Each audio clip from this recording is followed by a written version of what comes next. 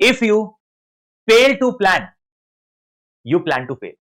And here we go. This is CA moment for CA Foundation Accounts. कैसे राजा? All well and set. क्या मेरी आवाज सबको आ रही है? अरे ऑब्वियसली आ रही है, रिकॉर्डेड फॉर्म है। तो अब राजा, आपने टॉपिक देख लिया होगा कि आपका आइडियल टाइम टेबल क्या रहना चाहिए सीए फाउंडेशन के लिए।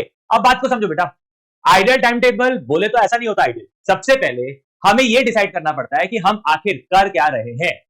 कुछ बच्चे 12th के साथ सीए फाउंडेशन दे रहे हैं और कुछ बच्चे ऑलरेडी 12th दे चुके हैं और अब सीए फाउंडेशन की तरफ अपीयर कर रहे हैं। सो दोनों का डिस्कशन अलग अलग होगा।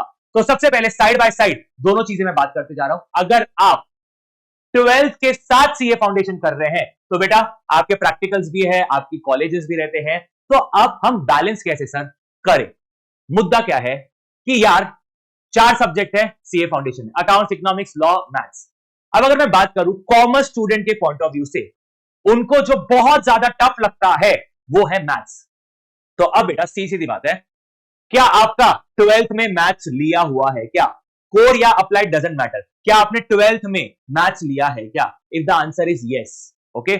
इसमें भी अगर मैं बोलूं क्या आपने 12th में अप्लाइड मैथ्स लिया है, अगर इसका आंसर यस है तो एकदम सिंपल बात है, आपका मैथ्स फिर स्ट्रॉन्ग कितना है। सीधी बात है, आपने मैथ्स लिया है, if the answer is yes. फिर आपको अपने आप से पूछना है, ये मैं नहीं बता सकता हूं कि आपका मैथ्स अच्छा है, बर्बाद है, या आपको स्थिति पता होगी आपके 12th स्टैंडर्ड की। अगर आपका मैथ्स अच्छा है तो आप सारे के सारे सीए फाउंडेशन के लेक्चर्स रिकॉर्डेड फॉर्म में देख सकते हैं। ये मेरा रिकमेंडेशन है, क्योंकि आप 12th के साथ में कर रहे हैं, आपको 12th के लिए भी प्रिपेयर करना है, वो भी मार्क्स इंपॉर्टेंट है। सीए फाउंडेशन का प्रिपरेशन साइड बाय साइड करना है, तो आप लेक्चर्स रिकॉर्डेड फॉर्म में देख सकते हैं।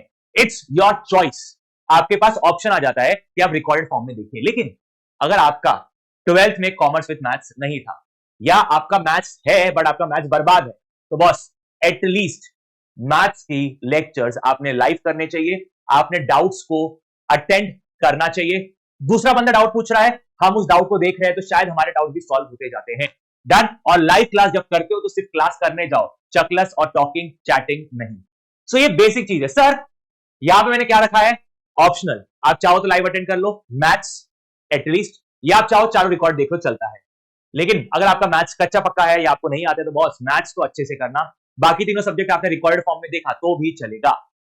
अभी अगर कोई बच्चा लाइव कर रहा है और वो 12th साथ में मैनेज कर पा रहा है तो बहुत बढ़िया, बट जो बच्चा मैनेज नहीं कर पा रहा है मैं उसके लिए बात कर रहा हूं। डन। अब सर अगर हम डायरेक्टली सीए फाउंडेशन दे रहे हैं, हमारा 12th हो चुका है, तो बेटा आपके पास कोई ऑप्शन नहीं है, चारों लाइव करना इज्जतदारी से। रोज जिस दिन क्लास हो रही है, रोज हो रही है, अटेंड करो, कोई भी लेक्चर मिस मत करना। एक्स्ट्रा क्लासेस है वो भी अटेंड करो। लेट्स मूव फर्दर, एक बार देख लो। डन। Let's move further. अब अगर आप मैथ्स की क्लास कर रहे हो, 12th में हो, सीए फाउंडेशन में दे रहे हो, मतलब आप एटलीस्ट मैथ्स की क्लास कर रहे हो, अज्यूमिंग आपका मैथ्स कच्चा पक्का है, आप लाइव कर रहे हो, तो टाइमिंग्स है। अब संपूर्ण 2.0 में हाल फिलहाल for the time being 2 classes हो रही है मैथ्स की, बिकॉज हमें भी पता है कि मैथ्स एक ऐसा सब्जेक्ट है जहां बच्चा डरता है, तो मैथ्स की 2.0 के अंदर 2 क्लासेस लगाई हुई है। 1.0 के अंदर ऑब्वियसली क्योंकि वो बैच पुराना है तो वहां पे एक ही क्लास चल रही है। सो अब आपके पास टाइमिंग है। अब जो बच्चा संपूर्ण 1.0 में है, बेटा देखो, आपने अपनी स्टडीज नाइट में प्लान करनी चाहिए। क्यों सर नाइट में? बिकॉज मुझे लगता है, मेरे हिसाब से मेरे को जो सूट किया था, नाइट आवर्स में मैं बहुत ज्यादा एफिशिएंट था पढ़ाई में। अगर आप बोलोगे ना 12 से लेकर 5 बजे तक अगर मैं पढ़ रहा हूं मॉर्निंग, रात को 12 से लेकर 5 बजे तक, तो मोटा मोटी 5 घंटे में से मैं 4 साढ़े 4 घंटे एफिशिएंटली पढ़ रहा हूं, तो मेरे लिए efficiency matters a lot. Done है? तो आप नाइट टाइम प्रिफर कर सकते हो, क्योंकि आपको 1 बजे क्लास अटेंड करनी है, तो आप सुबह लेट भी उठे तो चलेगा, कोई दिक्कत नहीं है। बट अगर आप 2.0 में हो, क्योंकि आपने बैच लेट चालू किया है, तो हमें सिलेबस का कवरेज भी देखना है मैथ स्पेसिफिक, क्योंकि बच्चा डरता है मैथ से जो मैथ्स नहीं लेता है 12th में। तो 2 स्लॉट्स है आपके पास जिसमें क्लासेस हो रही है, थोड़े टाइम के लिए हो रही है लेकिन हो रही है। तो आपने अपनी स्टडीज 3 बजे के बाद प्लान करनी चाहिए आफ्टरनून आवर्स में, और वो आपकी रात तक चलते रहनी चाहिए। और बीच में जो गैप मिल रहा है आपके पास, दैट इज 10:30 से 1 बजे तक, इसमें आपको लगता है आप अपना रिवीजन या जो भी चीज आपको लगता है आप प्लान कर सकते हैं। डन राजा। अब वो बच्चा जो कि सीए फाउंडेशन में एनरोल्ड है, 12th उसका हो चुका है, तो बेटा आप तो सारे सब्जेक्ट लाइव कर रहे हैं, टाइमिंग्स आपके सामने है। संपूर्ण 1.0 7:30 मैं शुरू करता हूं, 5 बजे तक खत्म हो जाती है, और 1.0 मैं शुरू करता हूं 2.0 8:30 से रात को 8 बजे तक है, बिकॉज मैथ्स का एक्स्ट्रा लेक्चर लगा हुआ है। अब देखो बेटा, दोनों ही सिनारियो में आप लाइव क्लासेस कर रहे हो तब क्योंकि आप लाइव क्लासेस कर रहे हो, तो सबसे पहली चीज आपका सीए फाउंडेशन अटेम्प्ट या तो आप पहली बार दे रहे हो या दूसरी बार दे रहे हो। यस राजा, प्रेफरेबली अगर आपका कोई वजह से दिसंबर नहीं हो रहा है या दिसंबर नहीं हुआ था, आपने दिया नहीं या नहीं हुआ था, तो दोनों ही सिनारियो में जून आपके लिए बेहद इंपॉर्टेंट अटेम्प्ट हो जाता है। डन। सेल्फ स्टडी, होमवर्क, ये तो आपने करना है, ये हर कोई बोलता है, but most important is revision. Revision of what? आज जो भी आपको क्लास में पढ़ाया गया, अगर आप उसे एक बार देख लो, एक बार अगर आप देख लो आज ये हमने पढ़ाया, इससे होगा क्या? एक तो आपने जो पढ़ा, आपको उससे रिलेटेड कॉन्फिडेंस आ जाएगा, हाँ भाई मैंने आज जो पढ़ा पूरा आ गया। अगर कोई चीज नहीं समझ रही है उससे, अगर उसमें कोई चीज नहीं समझी हुई है, तो आप डाउट सेम डे पूछ सकते हो, डाउट आपका रिप्लाई हो जाता है।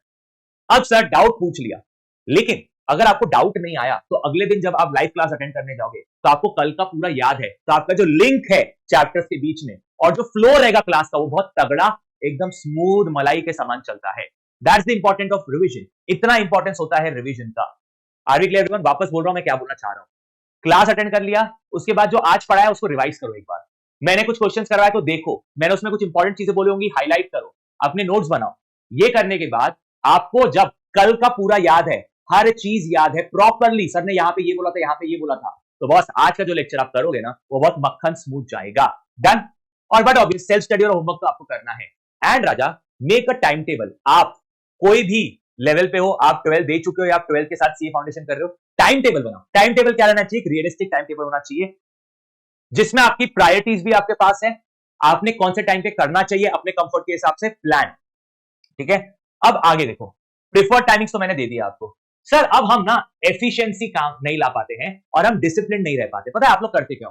आप एक्साइटमेंट में सातों दिन का टाइम टेबल बना लेते हो, हफ्ते में 7 दिन होते हैं, तो आप 7 दिन का टाइम टेबल बनाते हो, मैं सातों दिन पढ़ूंगा। भाई मैं सातों दिन पढ़ा नहीं पाता, आप सातों दिन पढ़ोगे कैसे? दैट्स वेरी लॉजिकल कि अगर मैं 365 दिन वही काम कर रहा हूं, तो कभी ना कभी तो मैं बोर हो गया, मैं नहीं कर रहा। ओके, ये आपके साथ हो रहा है। तो मेक श्योर आप अपने स्टडीज 6 दिन में प्लान करें। That is Monday, Tuesday, Wednesday, Thursday, Friday, Saturday. 6 दिन आपके स्टडीज प्लान होने चाहिए।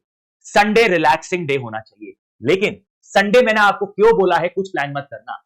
अगर ये 6 दिन में कोई आपका बैकलॉग रह गया है, आप वो संडे को कंप्लीट कर सकते हो। अगर आप संडे को भी अपना टाइट शेड्यूल रखोगे, तो आपका बैकलॉग बढ़ता रहेगा, और जैसे जैसे आपका बैकलॉग बढ़ता है, वैसे वैसे आपका कॉन्फिडेंस कम होता है। तो अगर बैकलॉग नहीं बढ़ाना है, तो संडे एक तो ऑफ देना। हम स्टैंडर्ड बोलेंगे, हम संडे ऑफ पर है, हम संडे को कोई काम नहीं करते। और इन एनी रैंडम सिनारियो, अगर पिछले 6 दिन में से कोई एक दिन का आपका कुछ टॉपिक पढ़ना रह गया है, ऑब्वियसली आपने टाइम टेबल बनाया तो आपको पता है कौन सा टॉपिक रह गया है, वो टॉपिक हम संडे के दिन कवर करेंगे। तो धीरे धीरे छोटे छोटे स्टेप्स जब आप लोगे, पहले आप एक हफ्ते का टाइम टेबल बनाओ, फॉलो करो, सिर्फ एक हफ्ता।